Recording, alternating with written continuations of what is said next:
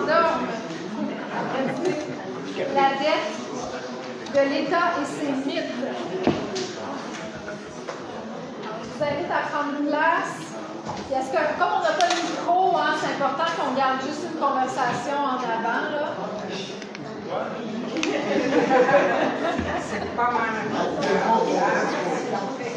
Moi, je parle fort, mais les conférenciers ne parlent pas toujours aussi fort. OK, donc là, je vous présente Guillaume Hébert de l'IRIS, qui a étudié en Argentine, au Brésil et à l'UQAM les sciences politiques. Il est chercheur depuis 2006 à l'IRIS. Il a publié une quarantaine de rapports de recherche. Si vous êtes vite en maths, depuis 2006, ça fait en moyenne 2 par année. Donc, ces recherches ont porté sur les politiques publiques en santé et services sociaux au Québec, la rémunération médicale, les services à domicile, l'industrie pharmaceutique, l'assurance médicaments, la privatisation, puis les partenariats publics-privés. Puis, il a également publié sur les finances publiques et la fiscalité québécoise, sur les différents enjeux liés au logement ainsi que l'organisation du travail. Donc, on va avoir une première partie avec Guillaume. Ensuite, Richard Carrier revient pour une deuxième section. Puis ensuite, on va avoir une période de questions qui va inclure les deux présentations. Donc, je te laisse commencer. Oui, super. Bien, bonjour, merci de me recevoir pour parler de ce sujet, l'endettement public. La dette publique, c'est un sujet sur lequel l'IRIS, on a beaucoup parlé à travers les années. Parce que il n'y a pas tant de gens que ça qui ont une perspective progressiste sur les finances publiques, hein, sur la fiscalité, sur d'autres enjeux, en santé, éducation. On a beaucoup de gens qui ont une perspective de justice sociale. Sur les questions de dette, c'est moins évident. Donc souvent, les risques, on s'est ramassé un peu tout seul à intervenir sur ces questions-là, puis à essayer de déboulonner, de démystifier ce qu'on se faisait dire par les think tanks de droite, par le monde des affaires, par les économistes orthodoxes, etc., etc. Donc, on a eu un rôle assez important à jouer parce que dans ce domaine-là, peut-être encore plus dans ce domaine-là, il faut garder un sens critique très, très affûté. Parce que sinon, on se fait raconter toutes sortes d'histoires, on se fait embobiner avec des notions qui peuvent paraître complexes a priori, comme la dette. Hein? En fait, les notions de comptabilité en général, c'est facile de se faire embobiner. Donc, le but, c'est d'avoir une vision, de renverser la vision qu'on nous propose souvent sur la dette, qui est une vision un peu catastrophiste, hein, qui essaie de dire qu'au Québec, on est les plus endettés des fois dans le monde, ou qu'on est un peuple qui a beaucoup trop dépensé, que là, on ne peut plus se payer des services publics, etc., etc., etc. Vous allez voir que les chiffres que je vais vous montrer, qu'on n'est pas du tout là. Hein. Même au contraire, s'il y a un constat que je fais, c'est qu'au Québec, depuis la loi sur l'équilibre budgétaire des années 90, voire même, ou encore plus depuis la création du Fonds des générations par Jean Charest, le gouvernement libéral, on s'est mis un paquet de camisoles de force. Hein, c'est vraiment, on est très conservateur, en fait, d'un point de vue sur l'endettement public. Vous allez voir pourquoi. Donc, allons-y, parce que j'ai quand même pas mal de stock, puis je vais essayer de bien meubler mon 20 minutes. Donc, je saute sur la présentation de l'IRIS, on viendra si vous voulez. Et on tourne tout de suite dans la présentation. Donc, les notions de base sur la dette publique. Première chose qui est importante de faire, hein, c'est que la dette, hein, une dette qui se calcule en dizaines de milliards, en centaines de milliards, c'est vraiment difficile de se figurer mentalement. Hein. Donc, si on fait juste vous sortir un chiffre, hein, comme par exemple l'Institut économique de Montréal qui nous sort le compteur de la dette comme ça, qui tourne, puis le chiffre est immense, bien c'est sûr que ça fait peur. Hein? Mais ça ne veut rien dire comme ça. Hein? Des chiffres qui sont aussi gros, là, quand on est rendu au-dessus d'une couple de millions, notre cerveau n'est plus capable tellement de faire la différence entre 15 millions puis 100 milliards. C'est quoi vraiment la différence? À un moment donné, ça devient flou dans notre esprit. Donc, pour calculer la dette, on n'a pas le choix de toujours la comparer à quelque chose. Parce qu'encore là, si vous pensez, la dette, la municipalité de Saint-Tite ou la dette des États-Unis, hein, s'il y en a un qui a une dette d'1 milliard, hein, à Saint-Tite, si la municipalité de Saint-Tite a une dette d'1 milliard, ça ne va pas bien. Si les États-Unis ont une dette d'1 milliard, c'est strictement rien. Hein. Donc, il faut toujours la comparer à quelque chose pour avoir une idée de ce qu'on a devant nous. Et ce qu'on fait habituellement, ce qu'on fait habituellement, c'est qu'on va la comparer au PIB. Alors, on va toujours comparer notre dette à la taille de l'économie. Donc, ça, c'est une notion de base. Ensuite, il faut faire très, très attention quand on compare la dette d'un État avec la dette d'un ménage. Il ne faut pas tomber dans ce piège-là. Ça n'a rien à voir. Un ménage ou un individu, ça ne fonctionne pas du tout de la même façon qu'un État. Un État a, puis un exemple facile de comprendre ça, c'est que si un ménage réduit ses dépenses, il va probablement, effectivement, réduire, il va probablement améliorer son budget, il va probablement, comme s'il est en déficit, il risque de se rapprocher de l'équilibre, il risque de, un État, c'est différent. Un État, à partir du moment qu'il commence à couper dans ses dépenses, en faisant de l'austérité, par exemple, quand l'État limite ses dépenses, souvent, ça va se traduire par un ralentissement de l'économie. Et un ralentissement de l'économie, ça veut dire moins d'argent qui rentre dans les coffres de l'État, et c'est susceptible de creuser le déficit. Donc, en résumé, ce que je dis présentement, c'est que si un État peut étouffer l'économie, peut empirer sa situation s'il réduit ses dépenses. Donc, retenez simplement qu'on ne peut pas faire la comparaison avec la dette d'un ménage. Ça, c'est de la démagogie si vous entendez ce type de comparaison. Et enfin, quand on regarde l'histoire de la dette du Québec depuis les années 70-80, on s'aperçoit que les moments où elle a le plus augmenté, ça a été des moments, soit que les taux d'intérêt ont été très élevés, donc quand on a renouvelé la dette, on l'a fait à des taux très élevés, ou encore à des moments où on s'est retrouvé en récession. Ça, c'est les moments où ça a le plus augmenté. Donc, ça, c'est pas lié au fait que le peuple québécois a trop dépensé, ce qu'on essaie de nous dire des fois. C'est beaucoup lié à des facteurs beaucoup plus externes. Donc, c'est des nuances qui sont vraiment très importantes à faire pour garder la tête froide. Je l'ai dit parce que si on ne fait pas ces nuances-là, vous avez de la démagogie qui peut se faire, comme le fameux compteur de la dette de l'Institut économique de Montréal, qui a fait quand même beaucoup de dommages. On le voyait repris, on est à la télévision. Le même compteur de la dette que vous voyez sur le site de l'Institut économique de Montréal se retrouvait littéralement dans les émissions de télévision. On commence à dater celle-là, mais le principe reste le même. Ça a imprégné assez fort dans l'esprit des gens. L'idée, le Québec est dans le rouge, une espèce de campagne avant la présentation du budget, une hypersensibilité à la question de faire des déficits et de s'endetter. Ça vient beaucoup, ce type de campagne-là, qu'on peut appeler des campagnes de peur. Et quand on dit campagne de peur, vraiment, ça allait jusque dans une caricature, comme ça, dans les médias, où on voit des enfants qui passent l'Halloween. Là, c'est Jean Charest qui est là, puis il dit, est-ce que tu es sûr que c'est pas trop épeurant quand même qu'on a mis le compteur de la dette comme ça, les enfants vont avoir peur. Donc, on joue constamment sur cette idée-là, qu'on lègue une dette terrible aux prochaines générations. Donc, il y a ce type d'idées-là qui circulent et qui sont complètement abusives. Donc, je l'ai dit, la dette doit toujours être comparée à quelque chose. Je l'ai dit aussi, habituellement, on va prendre le PIB, l'indicateur de richesse nationale, qui est bien imparfait. Là, ce n'est pas le sujet de la conférence, mais c'est souvent l'indicateur avec lequel on est un peu pris. Pourquoi il faut faire ça? Si vous regardez la dette brute du Québec comme ça, vous voyez une augmentation constante. Mais voyons, cette dette, elle grandit complètement, va se rendre bientôt à 300 milliards. Quand est-ce que ça va descendre? Quand on le regarde en pourcentage du PIB, c'est une autre histoire complètement. Si on compare les deux courbes, là, on s'aperçoit que non seulement elle n'est plus en croissance depuis longtemps, mais qu'elle a beaucoup diminué. Quand on la regarde en le pourcentage du PIB. Si on regarde les moments qu'il y a eu des chocs, je l'ai mentionné aussi rapidement tout à l'heure, ça c'est l'époque des très hauts taux d'intérêt. C'est le plus gros bond qu'on a eu dans l'histoire de la dette du Québec. Et ensuite, on a eu récession au début des années 90. Parce que là, si vous avez une dette stable, relativement stable, mais que votre économie rapetisse, se contracte sous l'effet d'une récession, évidemment, votre dette va avoir de l'air plus grande. Ça aussi, c'est une façon importante c'est une idée à garder à l'esprit, c'est-à-dire qu'il y a le numérateur, mais il y a le dénominateur aussi.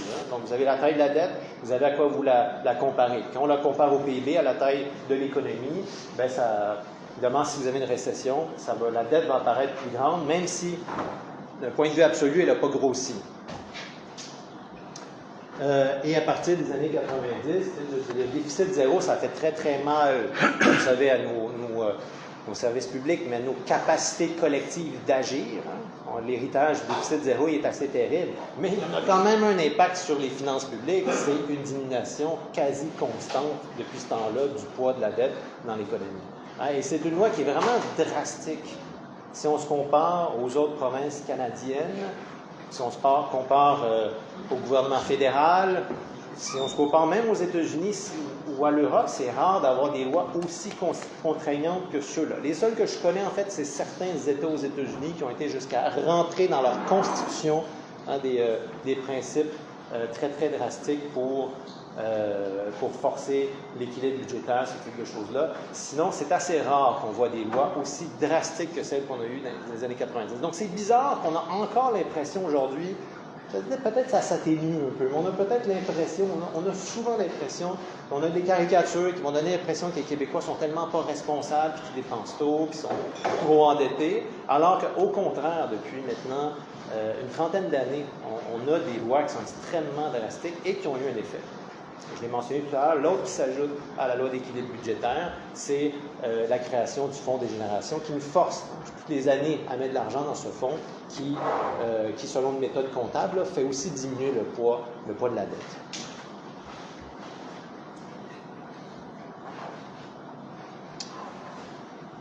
Peut-être la dernière chose qu'il faut dire comme notion de base, c'est que la dette, c'est pas une question morale ou un péché ou quelque chose de mal. Hein. C'est ni bien ni mal en soi. C'est un outil. C'est un instrument qu'on utilise pour faire fonctionner les finances d'un État, hein, dans certains cas, pour dépenser, pour développer. On pourrait mal utiliser une dette et on peut bien utiliser une dette. Hein. C'est pour ça qu'on va aussi essayer de se figurer, essayer quand on s'endette, on a le concept de bonne dette et de mauvaise dette aussi. Hein. Quand on s'endette pour faire des infrastructures, c'est pas la même chose que si on s'endette pour payer l'épicerie, entre guillemets, l'expression qui est souvent utilisée. Mais à la base, donc c'est important de garder à l'esprit que pour un État moderne, c'est assez difficile de fonctionner sans l'endettement public. C'est pas un mal en soi. C'est un outil à bien gérer. Je les ai survolés un peu. Je suis à combien de temps maintenant, juste pour... 10 minutes. 10 minutes? OK. Bon, ça va pas si mal. Donc, les deux dettes, les deux lois, je l'ai mentionné, je vais pas aller dans le détail. Mais j'ai mentionné la loi sur l'équilibre budgétaire. Je vais sauter parce que sinon, je vais manquer de temps pour des points plus importants. Mais, bon, je vous rappelle que la loi sur l'équilibre budgétaire, hein, elle force, à partir du moment qu'il y a un déficit qui apparaît au Québec, à partir du moment qu'il est apparu officiellement dans les comptes publics, le gouvernement est obligé de prévoir un plan sur 5 ans pour ramener le déficit à zéro. Et donc, il est autorisé à le faire seulement si on a aussi un choc économique, une récession ou un phénomène comme la pandémie. Là, ça se classifiait, c'était absolument le cas. Donc, c'est assez drastique, comme je l'ai dit. C'est surtout ça qu'il faut retenir, c'est que nos lois sont assez drastiques là-dessus et nous distinguent des autres juridictions. Une chose qu'on n'a pas beaucoup dit, puis ça, je trouve ça intéressant de le faire, c'est que, l'impact, c'est aussi bien la crise de 2008-2009. Le pire, en 2008-2009, on a eu la crise déclenchée aux États-Unis avec les subprimes, une crise financière qui est une des grosses crises de l'histoire du capitalisme. Au Québec, on n'a pas été touché trop fort par cette crise-là. Les gouvernements ont quand même profité pour faire des politiques d'austérité et ils ont fait une médecine de cheval, hein, l'époque de l'État, l'époque de Couillard, etc., éventuellement. Mais quand on regarde aussi les choses, non seulement on se rend compte que cette crise-là n'a pas eu un impact très dur sur les finances publiques, n'a pas eu un gros impact sur notre tendance à la réduction continue de la dette, On a vu la même chose pendant la pandémie, d'ailleurs. Hein. C'est beaucoup plus le gouvernement fédéral qui s'est entêté pendant la pandémie que le gouvernement du Québec. Nos déficits, somme toute, sont assez mineurs quand on se compare aux autres. Il n'y a vraiment pas grand-chose d'inquiétant. Mais aussi, ce qu'on n'a pas beaucoup dit, c'est à quel point la fameuse austérité de Couillard et les cadres a dégagé des immenses surplus budgétaires. Hein. On a dépensé, on a eu, avant que la pandémie frappe, vers la fin du gouvernement Couillard, début du gouvernement de la CAQ, on avait des immenses surplus budgétaires. Quand on parlait de ça à nos collègues dans les autres provinces, ils ne comprenaient pas qu'on ait des surplus qui attendaient des niveaux comme celui-là. Et ça n'a pas fait les manchettes. Hein? Si vous avez Québec qui a un déficit, ça, vous pouvez être sûr que tout le monde va s'arracher la chemise, va dire à quel point on n'est pas responsable, qu'on va léguer une dette terrible aux enfants. Mais quand on fait des surplus immenses comme ceux-là, qui affaiblissent nos outils collectifs et qui font en sorte après ça que quand on arrive dans la pandémie, on a tout plein de gens qui sont en position de vulnérabilité terrible, qui vivent dans des conditions absolument terribles, puis qu'on n'a pas de service à domicile qui a de l'allure, puis qui fait qu'on a une pandémie qui se propage parmi les gens. Puis, en fait, on a une population vulnérable. Bien, on dirait qu'on ne fait pas l'équation. Hein? On ne met pas ces deux données-là ensemble. Hein? On a dégagé des surplus, mais ça nous a coûté très cher, ultimement, collectivement, que d'avoir dégagé cet argent-là. Et donc là, depuis qu'on a des déficits maintenant, causés, c'est un restant, on pourrait dire, de la pandémie, mais même encore là, très tôt après la pandémie, on avait récupéré. On avait une situation pas aussi profitable, pas du tout qu'avant la pandémie, mais quand même, c'était loin d'être si mal que ça. Puis même le gouvernement fédéral, on le voit tout à l'heure, c'est loin d'être inquiétant. Mais on a eu des déficits depuis ce temps-là. Et là, évidemment, on a le contexte de Donald Trump avec la guerre tarifaire. C'est un gros point d'interrogation. Donc, c'est pas clair et net encore quel impact ça va avoir. Mais on a une situation peut-être qui est un peu plus fragile, mais qui part d'une situation tellement favorable qu'on est loin d'être dans une situation inquiétante. Et quand on parle de toute façon de sol budgétaire, de déficits qui sont en bas d'1%, hein, c'est très...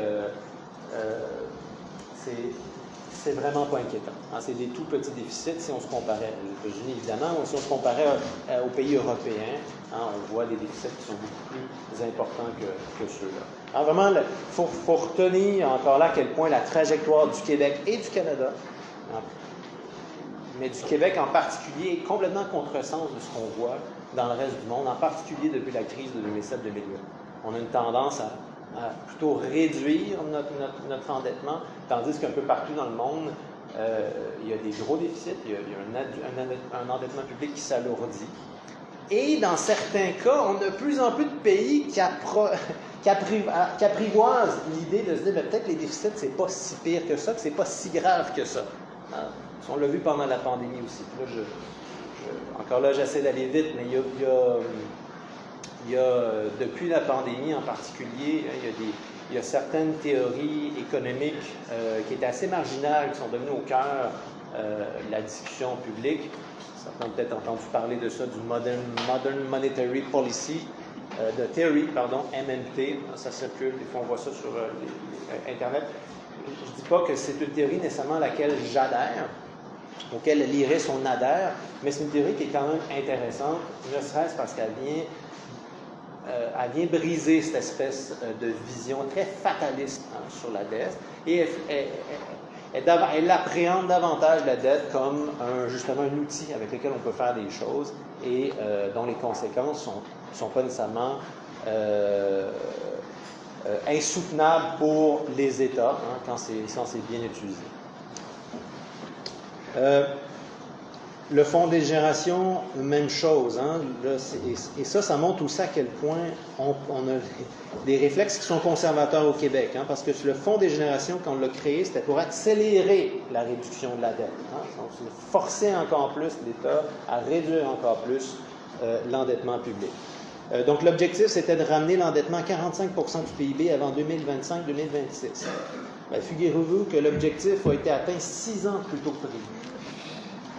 Et ça, encore là, quand on pense aux États européens avec leur seuil qu'il faut qu'ils atteignent 3 de déficit maximum, puis qu'il n'y a aucun des pays qui est capable de le respecter depuis tellement d'années, bien nous, on s'est donné un objectif de réduction de la dette, puis on l'a atteint 6 ans plus tôt que prévu. C'est vraiment spectaculaire. Hein? Il n'y a pas personne qui fait ce genre de choses. Et encore là, hein, c'est ça qui est bizarre. Hein? On ne s'en vante pas, on n'en parle pas tant que ça. Et quand on est arrivé au bout, hein, il y a eu quand même, le gouvernement s'est dit, OK, mais là, on a atteint notre objectif. Il a fait une consultation budgétaire. On fait quoi avec le fonds des générations maintenant qu'on l'atteint?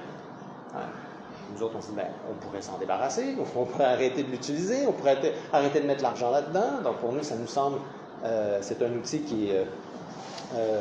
qui nous semble, qui pour nous détourne l'argent qui serait plus utile ailleurs. Finalement, le gouvernement a tout simplement décidé, on va maintenir ce fonds-là et on va se donner un autre objectif. Hein. On va viser de réduire un peu plus le déficit. Donc, on n'a pas remis en doute ce mécanisme-là qui continue.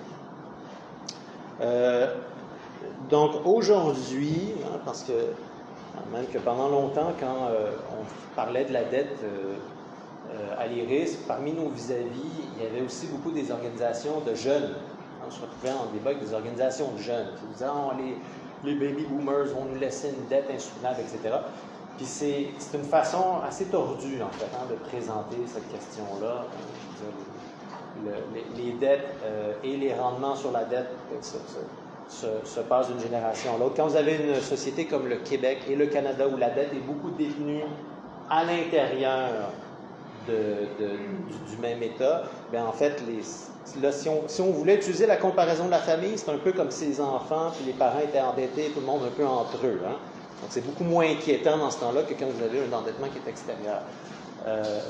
Et c'est surtout que, quand ils pensent 2 secondes, là, quand on pense à la crise climatique, crise environnementale, de se dire qu'on va se priver, dans certains cas, si on veut être aussi radical sur la réduction de la dette et on veut s'empêcher de faire une transition écologique, de mettre en œuvre ce qu'on a besoin de faire parce qu'on veut équilibrer nos colonnes de chiffres, il y a quelque chose d'un petit peu absurde là-dedans, parce qu'il y en a un qui va nous rattraper pas mal plus sérieusement que l'autre. Mais je pense que chez les plus jeunes, le discours sur la crise environnementale, là, je pense, a fini par remplacer un peu cette obsession sur la dette. En tout cas, j'espère que ça ne reviendra pas. Il nous reste combien de temps maintenant? 2 minutes. Bon, c'est pour ça que j'ai fait, vous vous êtes peut-être rendu compte, une version un petit peu plus abrégée de ma présentation. Puis c'est pour ça que j'ai sauté beaucoup de chiffres, mais encore là, hein, ils disent tout un peu la même chose. Ça, c'est l'état actuel tiré du dernier budget du Québec. Encore là, je dis la dette depuis, même on pourrait reculer un peu loin pour le retour. Vous voyez l'impact de la pandémie, hein, la réduction de la dette qu'on a depuis 2013, l'impact qu'on a de la pandémie, franchement, hein, le gros choc économique qu'on a vu là, depuis au-dessus d'un siècle, c'est ça l'impact sur la dette, pas trop épeurant. Les projections actuelles, bon, c'est ça. Sont peut-être un petit peu optimistes, là, il faut dire. Cela étant dit, la tendance générale, c'est celle-là qui n'est pas du tout inquiétante. Même chose, service de la dette, c'est important parce qu'ultimement, qu'est-ce qui fait qu'on peut supporter ou pas notre dette? C'est combien ça va nous coûter en intérêt à un moment donné. Le service de la dette, c'est la part de notre budget chaque année qu'on consacre au remboursement de la dette ou à payer la dette, aux intérêts de la dette. Et ça aussi, ça a connu forcément une baisse importante. C'était 11,4 de nos revenus. Donc, on tourne juste une dizaine d'années en arrière. Ça a chuté, hein, avec les baisses aussi, le renouvellement de la dette, les taux d'intérêt, la diminution de la dette. Donc là, on est à 6,2 Ça aussi, c'est une baisse qui est spectaculaire, dont on entend rarement parler. Hein. Quand on est là, évidemment, tous les chroniqueurs économiques vont nous dire c'est terrible, on passe pour chaque 10 $, du budget, on a $1 de remboursement de la dette. Là, quand ça baisse, soudainement, on entend beaucoup moins parler, alors que ça nous dégage la marge de manœuvre. Il y a tout le thème de la décote maintenant, celui est important aussi. Encore là, il faut le prendre avec des pincettes. C'est un problème, ça, cette question-là. C'est des agences de notation, des organisations absolument pas démocratiques qui débarquent, qui ont des liens parfois incestueux avec le monde financier, c'est toujours des gens qui viennent de là, en fait, ils appartiennent un peu à ce monde-là, qui finissent par Ils se prétendent neutres et techniques, mais ultimement, c'est des interventions politiques qu'ils vont faire. Il y a des tractations, négociations politiques. On se rappellera de la fameuse histoire de Lucien Bouchard qui est allé supplier à genoux les agences à New York pour éviter une décote là, dans les années 90, ce qui aurait peut-être mené, selon cette histoire-là, aux politiques d'austérité du milieu des années 90, parce qu'il avait dit, c'est pas notre cote, mais vous pouvez être sûr que vous allez voir la médecine de cheval que je vais appliquer dans les finances publiques, vous allez voir que vous pouvez faire confiance à ma volonté, ma détermination de réduire le déficit et la dette au Québec. Donc, c'est sûr que quand on a traité des organisations comme celle-là, qui sont certainement pas politiquement neutres, certainement pas neutres au niveau des valeurs, etc., c'est sûr que c'est un problème. Cela étant dit, ce qu'il faut garder en tête, rappelons-nous que quand on se compare au niveau des provinces, au niveau international, la posture du Québec, elle est très bonne. Alors, ça, c'est une chose. Mais aussi que si on subit une décote, comme on en a vécu une récemment, d'une des agences, c'est pas toutes les agences, la décote va évidemment seulement s'appliquer sur l'endettement qu'on renouvelle. Donc, c'est une petite partie de notre endettement qu'on renouvelle chaque année. Est-ce que c'est 8 ou 12 %? En tout cas, c'est une petite part qu'on renouvelle à chaque année. Donc, là, c'est pas un effet immédiat qu'on a. Donc, ça donne le temps de s'ajuster. Ça demeure un problème. Moi, ça m'embête beaucoup, cette histoire-là des agences. Je trouve qu'ultimement, ça peut mettre un nœud. Colombie-Britannique, je voyais les chiffres, ils avaient la meilleure cote au Canada. Ils ont diminué beaucoup leur cote. Ils ont fait décoter systématiquement parce qu'ils ne sont pas embarqués dans une logique de on va réduire à tous les déficits. On va s'assurer qu'on est capable de maintenir un certain nombre de missions sociales. Moi, je pense qu'ils ont fait les bons choix. Mais pour les agences, c'est inacceptable. Donc, ils se sont fait décoter à répétition. Donc, on voit que si il y a un bout qui est peut-être un peu plus achalant, c'est celui-là, mais gardons à l'esprit que ce n'est pas un choc immédiat que ces organisations-là. L'impact de l'action de ces organisations-là. En tout cas, pas sur les chiffres. Dans les médias, c'est une autre chose, parce que quand il y a une décote, il faut être sûr qu'on en entend parler, pas à peu près. Là, on est à moins une minute. Moins une minute. OK. Je vais peut-être juste... On va prendre 1 ou 2 minutes. Ouais, je diminuerai de mon côté. Deux choses, deux dernières idées rapidement. D'un, je l'ai mentionné, quand on regarde à qui appartient ça, c'est une autre question. Je l'ai dit, une des questions importantes, c'est qu'il faut se comparer. La dette, c'est des chiffres tellement gros, il faut les comparer à quelque chose. L'autre chose, il faut se dire, mais on la doit à qui? Ça aussi, c'est important. Si vous êtes le Guatemala puis vous devez votre dette aux États-Unis libellée en dollars américains, vous êtes dans le trouble. Si vous êtes le Québec et que la plupart, la grande partie de votre dette est détenue probablement par des Québécois et des Canadiens, on ne sait pas avec précision, on sait que c'est détenu à l'intérieur, contrôlé par le gouvernement du Québec en grande partie, notamment c'est la Caisse de dépôt qui peut jouer un rôle ici, et si vous avez seulement un 15% qui est possédé à Hors du Canada, c'est pas trop stressant. Vous comprenez? Donc, c'est moins à l'externe que le pouvoir. Donc ça, c'est important, et ça, on n'en parle pas assez souvent, qui détient la dette du Québec, du Canada, et elle est libellée en dollars canadiens presque entièrement. Donc ça aussi, on n'a pas besoin de devises extérieures pour la financer. Et c'est pour ça que le Québec, c'est peut-être l'autre point vulnérable, c'est qu'elle a la caisse de dépôt, mais elle n'a pas une banque centrale, parce que si en plus on avait le contrôle de notre propre monnaie, c'est sûr que sur ce bout-là, ça serait un gros plus. Ça serait, si on avait nous-mêmes le contrôle sur la devise dans laquelle est libellée la dette. Et pour le fédéral, donc la dernière chose que je vais partager là, les tendances sont les mêmes. Et encore là, c'est assez incroyable quand on regarde. Bon, là, le fédéral, lui, a profité souvent de sa situation budgétaire très avantageuse. Donc, lui aussi, on se rappellera que largement pelleté dans la Cour des provinces ses problèmes financiers. À l'époque de l'austérité de Paul Martin, l'impact a été une diminution considérable. C'est les frais de la dette. Ce que ça nous coûte, donc le service de la dette. De l'autre côté, vous avez la dette fédérale, c'est une diminution spectaculaire qui est de loin la plus basse de tous les pays du G7. On entend quand même, au moins, de temps en temps. Là. C'est vraiment très, très bas dans le domaine fédéral.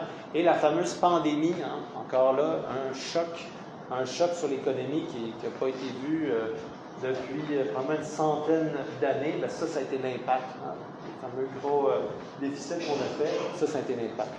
Hein, donc, rien qui nous fait perdre le contrôle des finances publiques, là, pas du tout. Et même encore, avec le niveau de la dette qu'on a présentement, là, je ne me rappelle plus du chiffre, mais on est à plusieurs dizaines de milliards de déficit par année.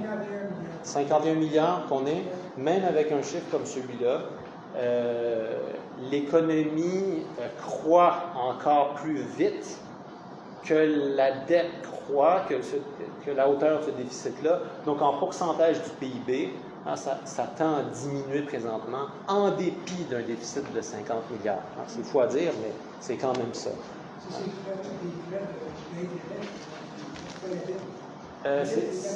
La dette comme telle. La dette comme telle. Comment, pardon? Le chiffre absolu, oui, c'est ça. Mais qui, honnêtement, ça ne va pas être grand-chose, parce que ce qui est plus intéressant, c'est de voir l'impact sur le budget, puis surtout, c'est ça. Ça a rapport au reste de l'économie. Bref, je m'excuse pour tout le bout comprimé que j'ai fait, mais bon, on a encore un peu de temps pour changer.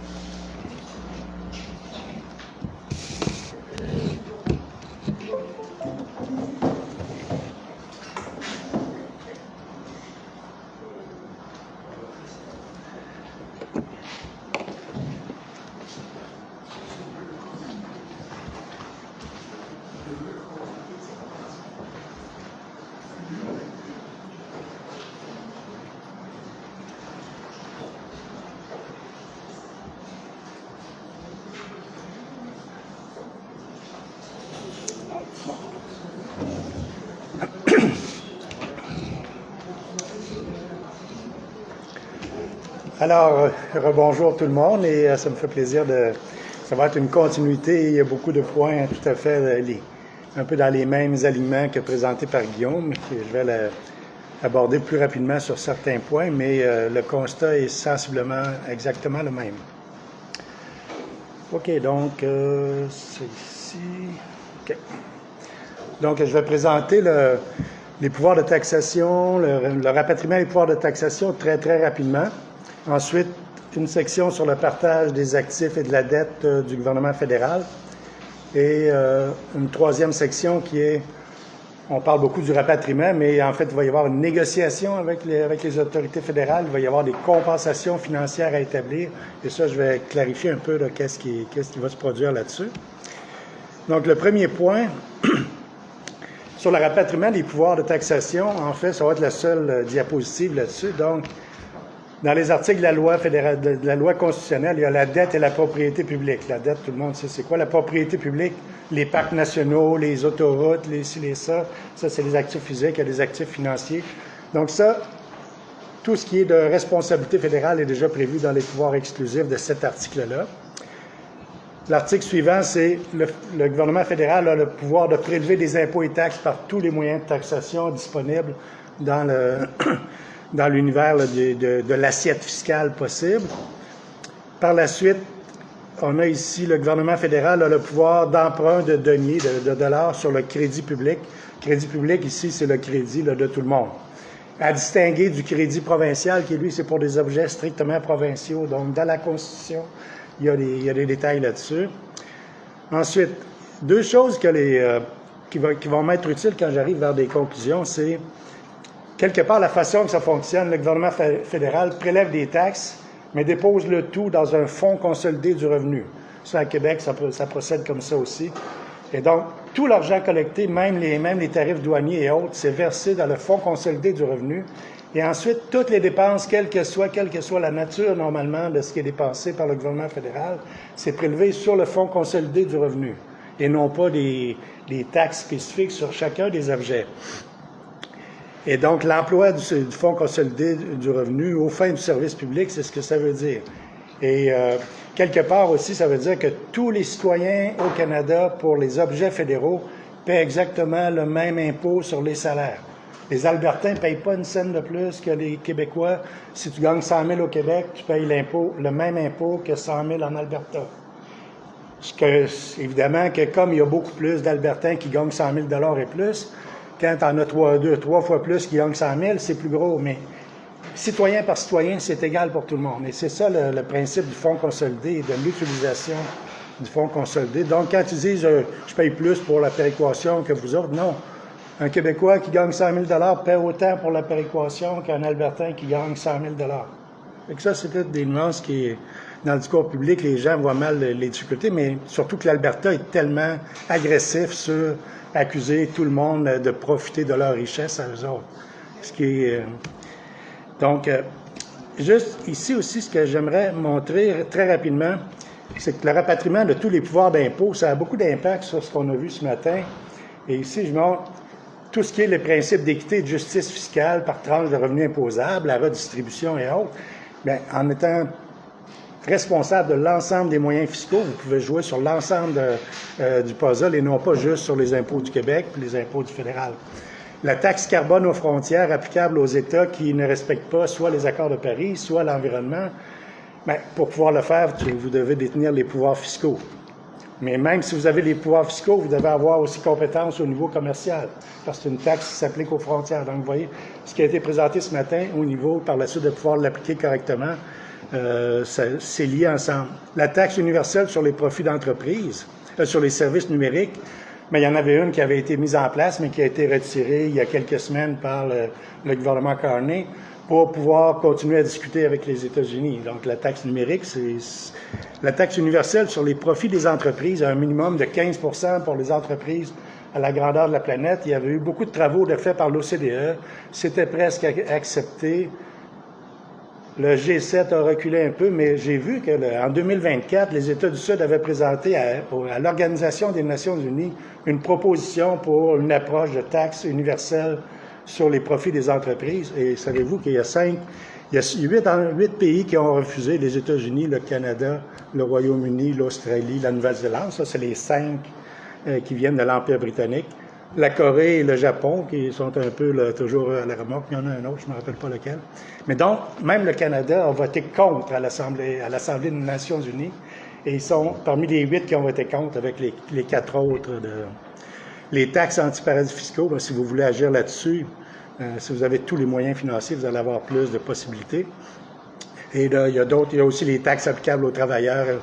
Ici, les taxes applicables aux travailleurs de pays étrangers qui sont exploités. Ça fait partie du lien avec les pouvoirs commerciaux là, dont on a parlé ce matin. Pour pouvoir agir là-dessus, vous devez avoir l'autorité au niveau commercial. Et si oui, bien, vous pouvez le faire appliquer à la frontière des taxes qui s'y rapportent si telle est la stratégie recherchée. Donc, si je reviens à ma présentation, ça c'était juste un petit bout. OK, on avance. Donc, partage des actifs et de la dette de l'État prédécesseur. Ici, donc, tout le monde se rappelle, ça a commencé beaucoup avec la commission Bélanger-Campeau en 1991, suite à l'échec de Meach. Là, si le Québec faisait la souveraineté ou l'indépendance, bien, il fallait partager. Donc, la commission Bélanger-Campeau était la première à déposer une analyse complète là-dessus. Les commissions parlementaires auxquelles moi j'ai participé, là, on a fait venir des experts pour venir donner leur opinion sur... Tout le monde a parlé de l'approche Bélanger-Campeau et il va faire d'autres. Il y a Maxime Duchesne, je vais aller un peu trop vite. Ça suit, oui, OK. Maxime Duchesne qui a présenté un excellent document, Finances d'un Québec indépendant, qui lui couvre autant les dépenses, la dette et autres, en 2016, un excellent document. Je vais montrer tantôt, tout à l'heure, dans quelques acétates, le Parti québécois vient de mettre à jour l'étude un peu là, de la commission Bélanger-Campeau, mise à jour pour 2023. Je vais présenter les chiffres. Il y a aussi l'Université de Sherbrooke, Panorama des finances publiques du Québec. Eux, à chaque année, présentent une panoplie de données, autant sur les plans budgétaires fiscaux que sur la dette et autres. Donc, je vais aussi faire un rappel de... Et donc, Bélanger-Campeau, donc, comme je parlais, les biens immeubles qui sont les parcs, etc., ça, ils disaient, on partage ça selon le territoire, c'est la règle. Les biens financiers, bien là, à ce moment-là, comme notamment au niveau des télécommunications, la vente des droits de télécommunications, ça fait partie des actifs financiers du gouvernement fédéral. Ça, c'est les biens meubles qu'on appelle. La dette des régimes de retraite des employés fédéraux va être à discuter. Il y a beaucoup de choses ici qui, encore aujourd'hui, les gens ne voient pas très bien toute la portée, là, puis la compréhension de ces choses-là, mais ce sera important. Et par la suite, arrive à la fin la dette. Les comptables appellent ça le déficit cumulé, mais la dette, à la fin, comment on la partage entre les États et si le Québec fait la souveraineté et l'indépendance, quelle partie il accepterait d'assumer. Donc, je vais passer la commission parlementaire, je viens d'en parler. La Convention de Vienne, c'est une convention en 1983 des Nations unies, faite à Vienne, qui donne un peu les règles de base pour le partage des biens et des dettes d'État. Et ce que ça disait, le résultat des négociations, ça doit être établi par entente entre les parties, normalement. Un État qui se sépare s'entend avec l'État prédécesseur. Et déjà là, le critère principal était que, normalement, si à défaut de ça, il y aura application de critères pouvant mener à un résultat équitable entre l'État qui devient indépendant et l'État prédécesseur. Et moi, j'insiste sur la définition de bien d'État et dette d'État. On a tendance à penser bien d'État, c'est juste les dépôts à la banque et autres. Bien, c'est tous les biens, droits et intérêts des États entre eux autres et autres. Donc, ici, c'est une notion plus large qui n'a pas souvent été exploitée comme possibilité par le Québec, notamment. Et également pour les dettes d'État. Les dettes d'État, c'est pas juste les dettes internationales, c'est toute obligation financière d'un État prédécesseur. Donc, quelque part, je vais dire tout à l'heure, la péréquation, c'est une obligation financière du Canada envers la province de Québec. Mais c'est pas compté dans les dettes. Donc, il y a tout ça qui est dans le portrait à avoir en tête quand...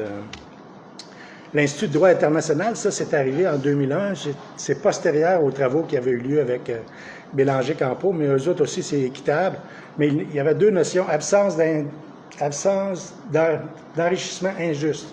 Comment dit, ça dit quasiment l'enrichissement, il ne devrait pas avoir lieu quand il y a une séparation d'États.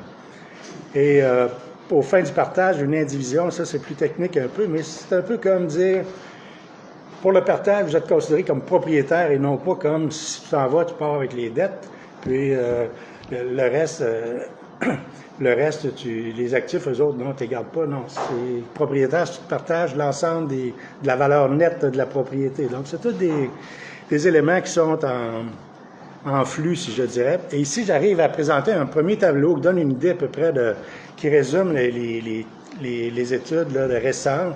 Le Parti québécois arrive à sa dernière étude à une dette nette en fonction du PIB. Dette nette, c'est la dette totale moins les actifs financiers.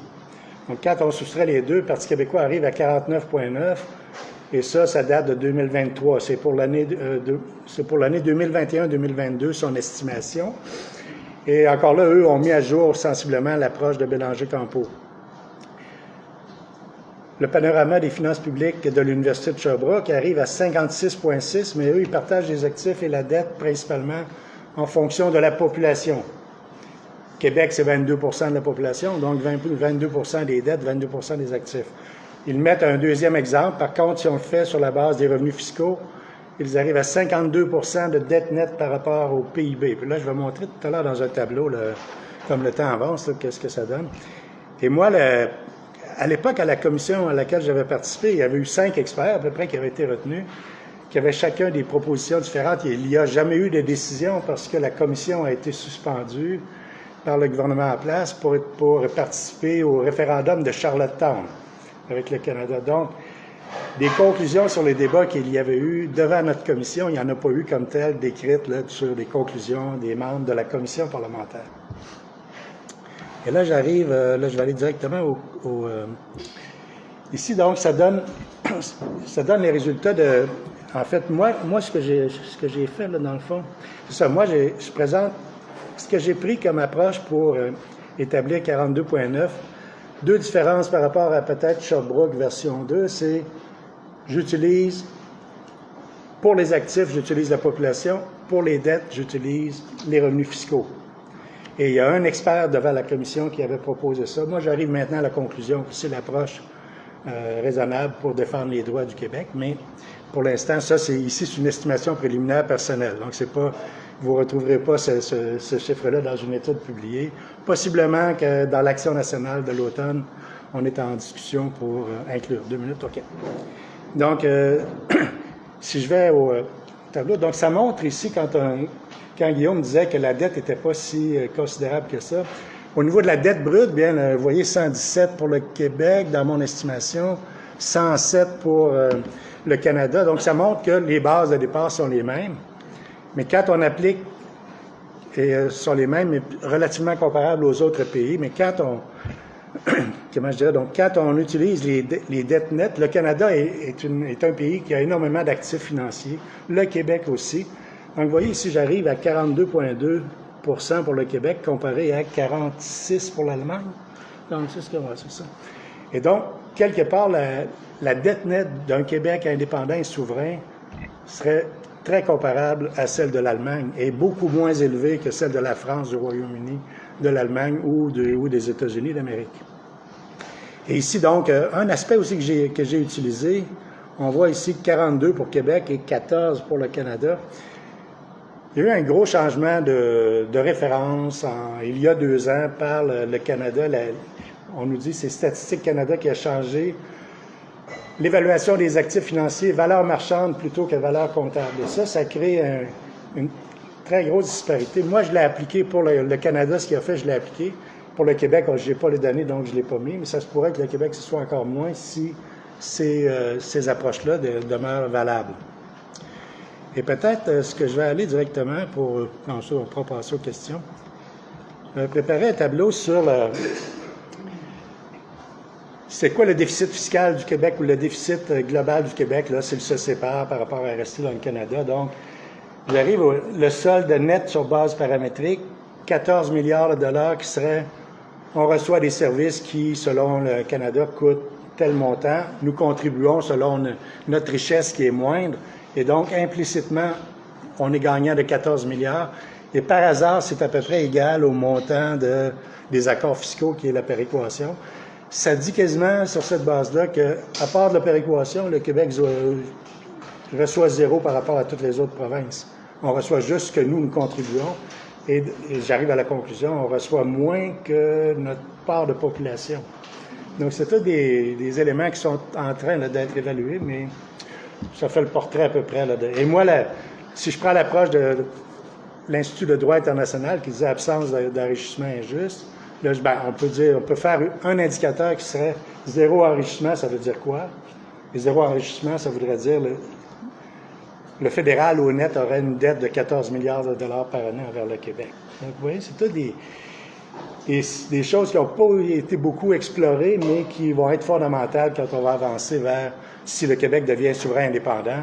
Mais est-ce qu'on part, nous, avec une dette égale à la dette du Canada, puis ils nous disent, vous oubliez tout le reste, là, vous regardez les dettes, mais le reste, non, nous, on arrête de payer. Bien, ça, je dirais, il y a peut-être un 2 poids, 2 mesures là, qui va être à remettre en question.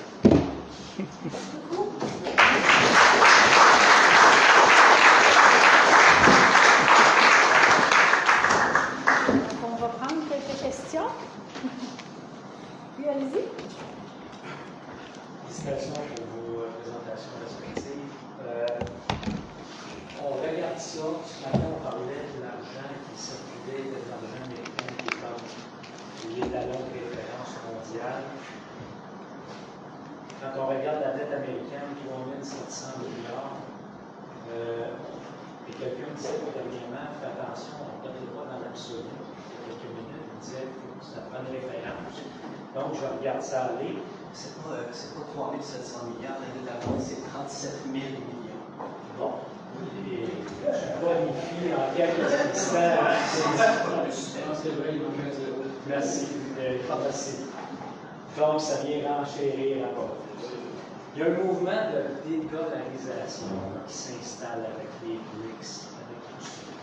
J'aimerais ça vous entendre peut-être là-dessus. C'est peut-être un mouvement qui est marginal. Et là, on voit qu'il y a des coups de sonde qui se donnent au niveau des Américains. Si on prend tout ça et on le transforme dans un Québec indépendant, là, versus si l'échiquier mondial se repositionne autrement. Il faut faire attention à tout ce qui est la notion de fake news. Et sinon, on dit qu'il y en a qui commencent à faire des transactions en yuan, alors que c'était en américain avant. Là, ça bouge. J'aimerais peut-être vous entendre les BRICS, la dédollarisation là-dessus. Quand on parle d'inflation majeure des années 80, ma compréhension, et c'est pas mon créneau au niveau des chiffres, sauf que des fois, je suis porté à faire le pont, et les gens avec qui on jase sont portés à faire le pont. Quand les Américains ont quitté les ballons or en 71 sur Nixon, est-ce qu'en 80, c'est pas la résultante de ça qui a ouvert les écluses? C'est un peu ma question en vrac, là. Merci. Oui, c'est ça, il y a plus. Ben, peut-être. La dédollarisation. Ben, dédollarisation, moi. En fait, sur l'inflation, sur ce bout-là, moi, ma compréhension, c'est que c'est le choc pétrolier beaucoup qui a été un déclencheur. Puis après ça, ça a été beaucoup un contexte idéal pour la fameuse offensive néolibérale. Parce que plus j'ai lu et réfléchi sur cette époque-là, moi j'ai l'impression que il est là le début du néolibéralisme, c'est-à-dire la façon dont les banques centrales, commencées par les États-Unis, vont hausser les taux d'intérêt et donc vont abandonner tout objectif de plein emploi, vont accepter l'idée qu'on va faire exploser le chômage pour faire diminuer l'inflation. C'est vraiment une victoire des plus grandes fortunes et de ceux qui trouvaient qu'on a une société qui est devenue à la limite trop égalitaire. Donc, moi, je trouve que cette époque-là, bon, mais la source, l'origine, ou en fait le déclencheur, moi, je le verrais plus dans les chocs pétroliers que l'abandon de l'étalon or, personnellement. Je peux peut-être répondre, si vous avez... J'ai la réponse. Est-ce que je peux commenter la en fait, la dédollarisation a commencé avec la loi américaine de capacité d'agir à l'étranger et de sanctionner quiconque, un État ou une entreprise qui utilise le dollar américain qui n'est pas au goût de l'État américain. Cette loi-là américaine, qui date de la fin du 20e siècle, permet à l'État américain de dire à Air France: vous avez encaissé un billet en dollars américains chez vous, je vous sanctionne pour 8 milliards de dollars parce que vous ne respectez pas les sanctions sur l'Iran. Et comme vous faites une seule transaction en dollars américains, j'ai le droit de vous sanctionner. Depuis cette loi-là, les pays, principalement les BRICS, ont commencé à se dire on va essayer de moins transiger dans une monnaie qui nous expose à être sanctionnée. La Société Générale en France a été sanctionnée pour 10 milliards d'euros par le gouvernement américain, etc. Donc c'est ça c'est cette loi américaine d'extraterritorialité financière qui a fait en sorte qu'il y a un mouvement de dédollarisation. Aujourd'hui, le commerce mondial, c'est 60% de dollars américains. Il n'y a pas longtemps, c'était 85. Et on s'en va vers 40. Et donc, la puissance des BRICS va être absolue et la défaite de l'Occident consacrée le jour où le dollar américain dans les transactions mondiales vont être inférieurs à d'autres monnaies des BRICS qui vont faire perdre du pouvoir aux États-Unis d'ici 4-5 ans. Est-ce que vous voulez ajouter une intervention? On prend une autre question. Je ne sais plus qui a levé les mains en premier. Vas-y, Martine, après on ira à monsieur aussi. On a une discussion, moi et Richard, depuis un certain temps, mais pour le bénéfice de tout le monde, moi, dans toute cette question de la dette qui devrait être rapatriée, je me suis toujours dit comment ça se fait qu'on ne prend pas en considération toute la dette du Bas-Canada, du Haut-Canada, que le Bas-Canada a dû absorber lorsque le Canada, en 2 étapes d'ailleurs, a été fondé. On a absorbé toute leur dette, qui a servi dans le fond à enrichir les plus riches parce que ça fait des canaux pour le bois et les grosses industries. Et ce sont les contribuables québécois qui ont payé pour ces dettes-là. Comment ça se fait qu'on ne prend pas ça en considération? On ne prend pas non plus en considération des choix, peut-être pas tous les cas, mais des choix importants du fédéral qui ont défavorisé de façon stratégique, volontaire, le Québec. Par exemple, un des faciles, la Davie, où les derniers chiffres que j'ai connus s'étaient rendus à 130 milliards d'investissements, puis le Québec en avait, au début c'était 0, puis on a réussi à en avoir peut-être 4, le reste allant du côté de Irving en Nouvelle-Écosse. Comment ça se fait qu'on ne peut pas rentrer ça dans le calcul du rapatriement de la dette? Et on avait discuté aussi, il y a comme un précédent qui est en train de se mettre en place, appuyé par des économistes de renommée internationale, dont Piketty, sur Haïti, qui dans le passé, la France a exigé pour la liberté d'Haïti, les anciens esclaves ont été obligés de payer 150 millions en 1825, 150 millions à cette époque, imaginez en argent d'aujourd'hui ce que ça veut dire, pour dédommager les grands propriétaires français qui étaient en Haïti, qui étaient déjà très riches.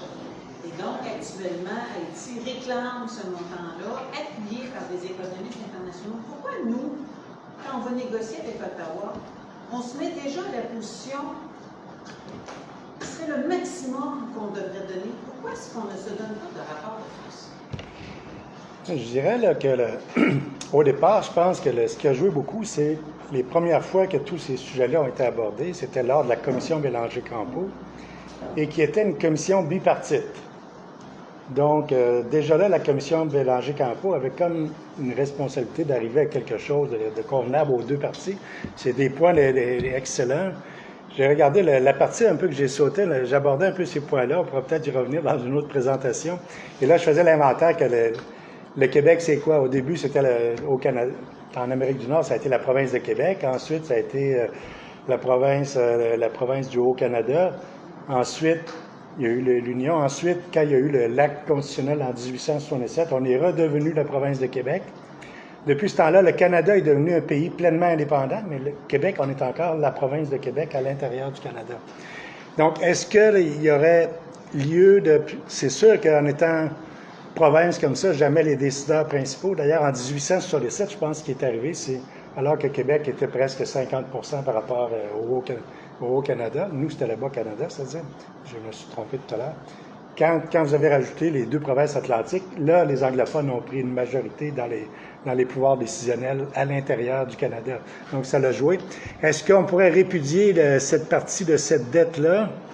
Je marquais, est-ce qu'on peut répudier une partie de cette dette-là? Bien évidemment que ça relève du politique, là, rendu là. Et quelque part, c'est pas de l'économie comme telle. Les chiffres, par contre, sont tout à fait valables. Et ici, j'indiquais, je suis d'avis que les autorités du Québec devraient s'assurer d'avoir un inventaire aussi précis et exhaustif que possible de l'ensemble des décisions antérieures qui ont été prises par les gouvernements au Canada et qui ont créé un handicap économique pour le Québec, un handicap budgétaire pour le Québec. Ça inclut toute cette liste-là. Et quand j'ai mentionné tout à l'heure, quelque part, le Québec est plus pauvre d'à peu près 80 milliards de dollars par rapport au reste du Canada en 2023. Mais ce qu'on ne dit pas souvent, c'est que le reste du Canada est plus riche que le Québec. Autrement dit, si le Canada avait la même richesse per capita que le Québec, il serait 330 milliards de moins riches qu'actuellement. Eux autres sont super riches. Nous, on a un PIB déficient. De là, la péréquation, moi, je dis, c'est une dette du Canada qui fait partie intégrante du régime qui a été imposé. Et ça, c'est tous des sujets qui méritent d'être explorés. Alors, monsieur avait une question ici? Vous avez parlé, comme le Québec indépendant, c'est une tendance sociale démocratique, qui aurait un pouvoir de sanction des milieux financiers, notamment à travers les agences de cotation, les agents de cotation, puis les marchés boursiers, les marchés sur les monnaies, etc. Mais toujours, on a un État indépendant en tendance, on peut dire, social-démocratique, une capacité capitaliste de sanction. Vous avez comparé, dans ce là la dette du Québec à la dette de l'Allemagne, mais elle se compare comment par rapport aux petits États développés, genre Finlande, Norvège, Suisse? Parce que la comparer à la dette de la France, je comprends qu'à travers une situation favorable, la dette du Québec, la situation financière, celle du Québec indépendant, mais par rapport rapport à des petits États indépendants, ça, qu'on parle. Bien, je dirais là, que déjà de comparer la dette des États, c'est une tâche colossale, c'est une tâche extrêmement difficile. L'OCDE met dans ses documents, ceux qui utilisent nos chiffres, là, c'est leur responsabilité de s'assurer que les comparaisons de dettes que nous faisons sont applicables dans leur juridiction. Et ça, il n'y a pas grand monde au Canada qui dit, ben moi, ma conclusion, c'est, règle générale, le Québec, la plupart du temps, est défavorisé dans les publications générales de l'OCDE ou du FMI. Et ça, personne fouille ces aspects-là. Mais comparé avec la Norvège, ben là, Norvège, Finlande. Finlande, peut-être, mais la difficulté, c'est de comparer des pays avec des structures industrielles relativement comparables, avec des approches constitutionnelles relativement comparables, une monnaie comparable et autres, et c'est très difficile. Et quand certains font des moyennes des petits pays, puis si vous mettez la Norvège là-dedans, eux, la Norvège, c'est comme l'Arabie Saoudite avec le pétrole, là, sont immensément riches. Si vous la mettez dans une moyenne, là, le Québec paraît mal, mais c'est un pays. Et quand c'est trop difficile de trouver des comparaisons exactes, vaut mieux s'abstenir. Et je pense que les grands pays ont une structure industrielle. Le Québec, la structure industrielle du Québec ressemble plus à celle du Canada qu'à celle de la Finlande. C'est mon opinion personnelle. Est-ce que tu veux compléter, Guillaume? Rien à ajouter? Non, d'accord.